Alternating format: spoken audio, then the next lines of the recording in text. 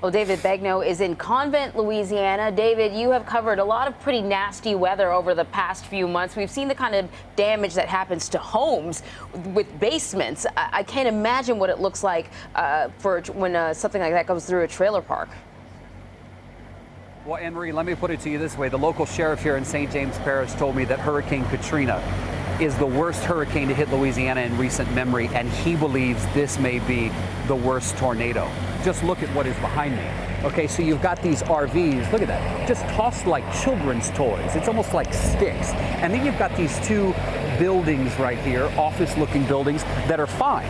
And then check out this brown RV, right? Sitting up on the slab, looks upright, everything's fine. And then as you move to the right, I mean, the tornado just mowed everything down.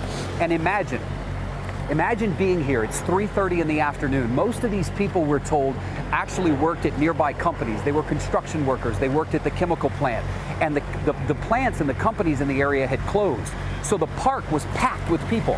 They didn't live here full time. They lived here off and on. They might have lived out of state, but they had an RV that they kept here.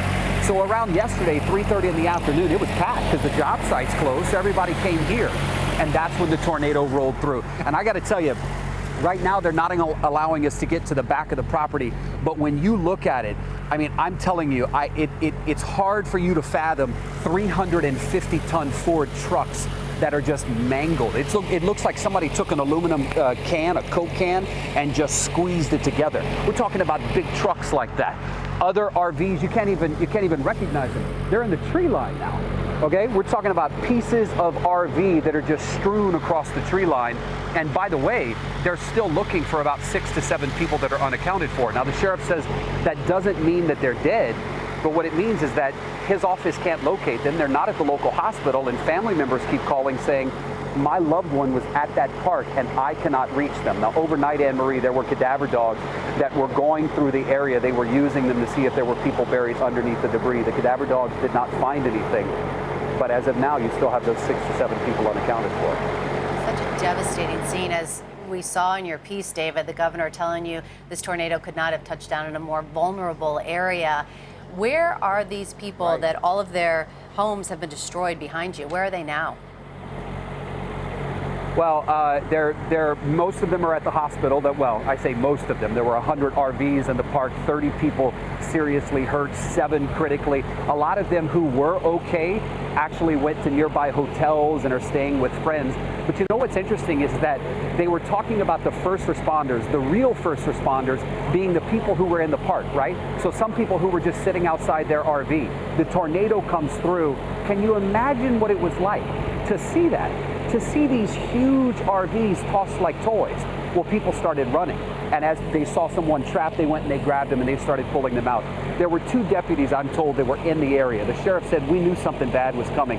And the 2 deputies actually saw the tornado rolling into the RV park, and they pulled up and almost immediately started pulling people out. And the term walking wounded is putting it mildly, because the sheriff said some of them had head trauma that was so significant it was graphic and gory to actually see in person. So what's going to happen today?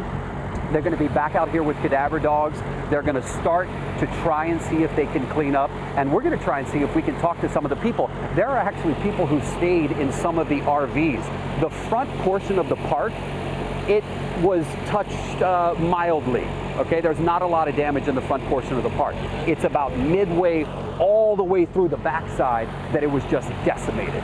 So, and then you have a couple of subdivisions nearby that were also hurt. So that's going to be the focus today, bringing the cadaver dogs back, just seeing if perhaps there's anyone else who unfortunately may be deceased underneath, or maybe there's a survivor. And I'll end with this. There's a lot of dogs running around here. A lot of stray animals now, and so the man who owns the park actually took about a dozen of them to his home just down the road, and so they're hoping to maybe be able to reunite some of those pets in hopes with some of the owners that may have survived. Yeah, you know, David, if you didn't tell me that was an RV park behind you, I don't even think I would believe it. It looks like the aftermath of maybe a concert in a field. You can't even tell people's homes were there. David Begnaud, thanks a lot.